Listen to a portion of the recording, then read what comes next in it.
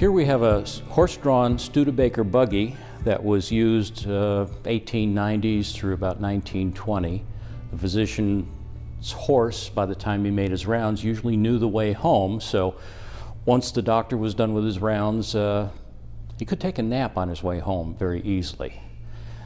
This buggy, typically the doctor would have his kit and would mostly bring along kind of a prepackaged pharmacy, and each of these vials of tablets has a specific use. So we have one for nausea, a nerve tonic, antacid, and things like that. So the doctor, instead of having the patient go to the pharmacy, would have the medicines with him right there. If for some reason the doctor was not in a buggy and was on a horse, he could also take along his saddlebag pharmacy also. This would have, again, various medicines in them. The bottom would open out here as kind of a shelf with more bottles and things like that. Again, by the time the doctor was done with his rounds, the horse probably knew the way home and was ready after a long day of visiting patients with the doctor to go home and have some oats, as well as the doctor have his dinner.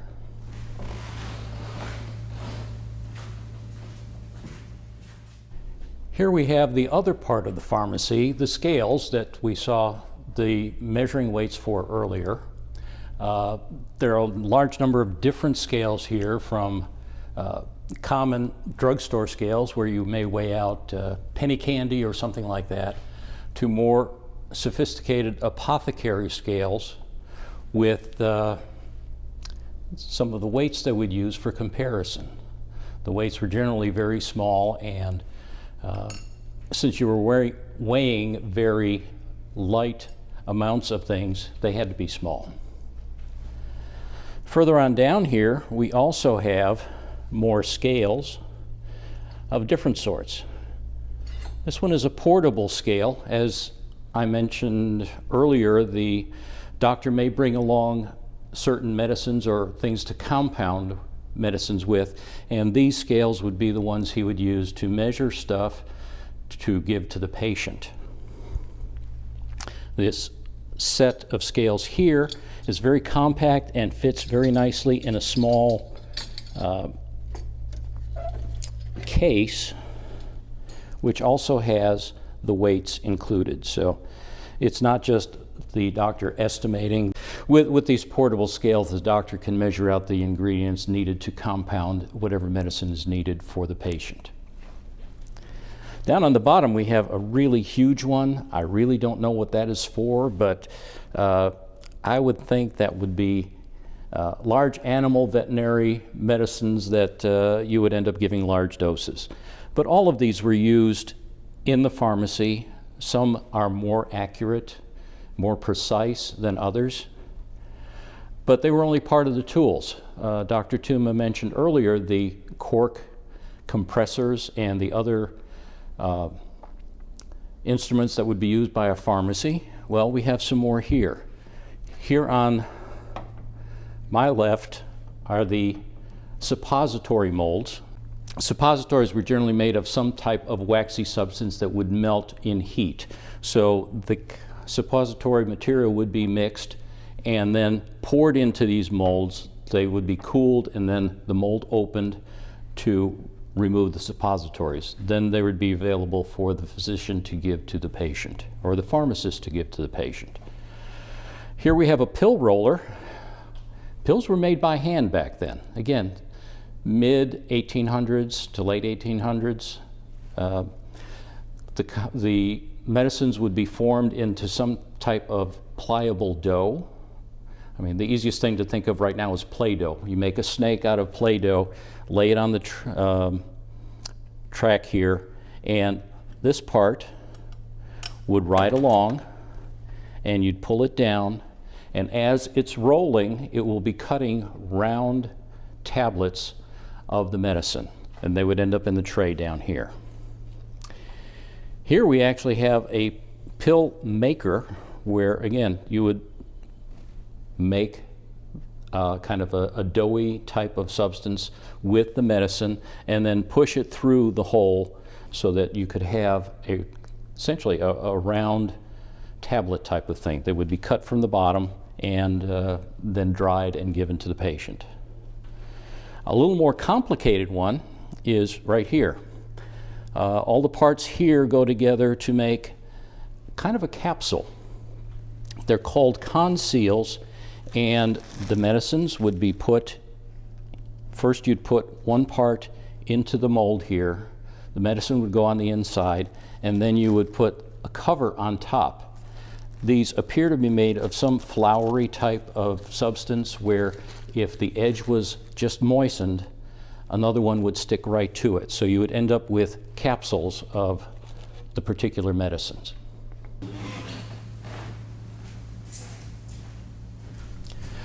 On this display here, we have a number of items of quack medicine. Quack medicine is something that should work, kind of works, probably doesn't work at all.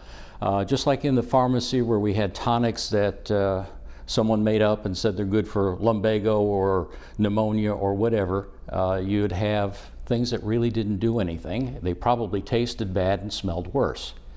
Here, at the turn of the 19th century, we had electricity coming into vogue, as it were. A lot of discoveries in electricity.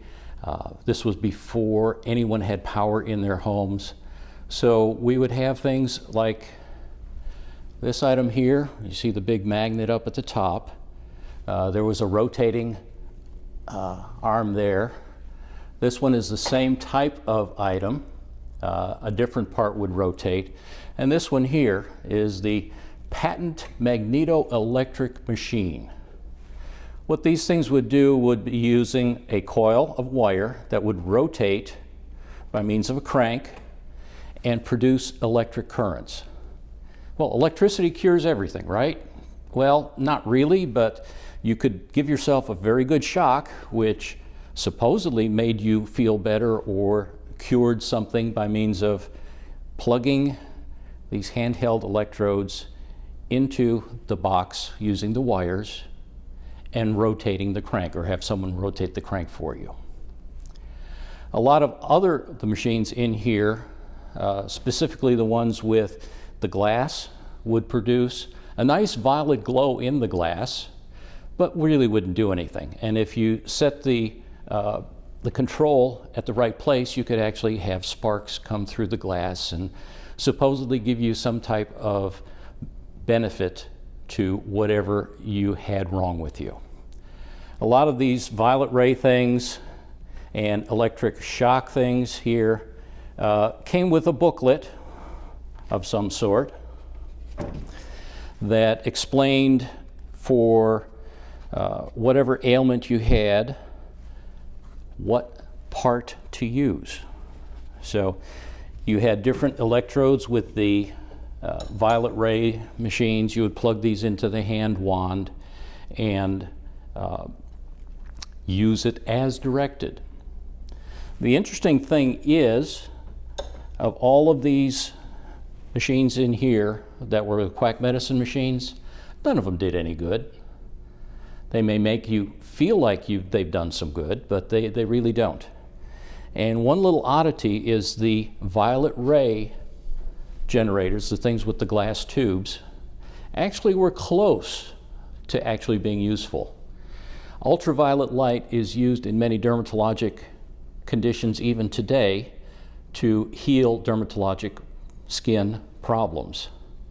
The only problem with these violet ray items is that ultraviolet light does not pass through glass.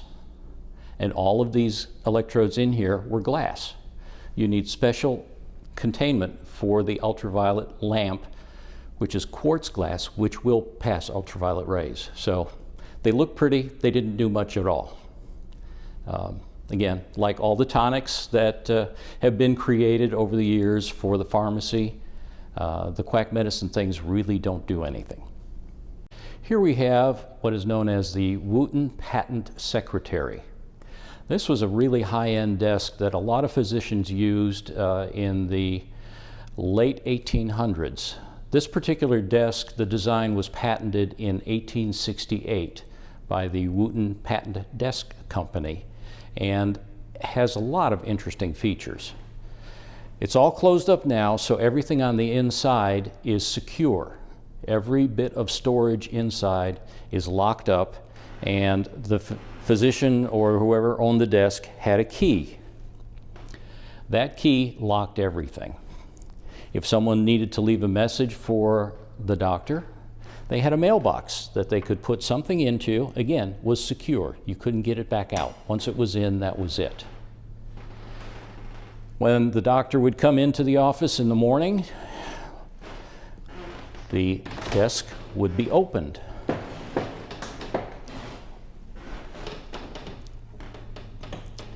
And as you can see, there are a good number of cubby holes and places to store stuff, and this was the inside of the mailbox from the outside. Lots of places for storage. Here we have a lot of cubby holes on the desk's right-hand side where, again, the physician could store a fair amount of items for his practice. And there's also space for labels. Another interesting hidden piece is up here. This part flips up to provide more space. And if you didn't know what you were looking for, you wouldn't know that it's there. The desk part actually comes out, and there you have the working desk. That's where it all happens, and again, this is a very interesting, intricate, well-crafted piece of furniture. I just like seeing all the handwork that went into it, and you don't see things like this anymore.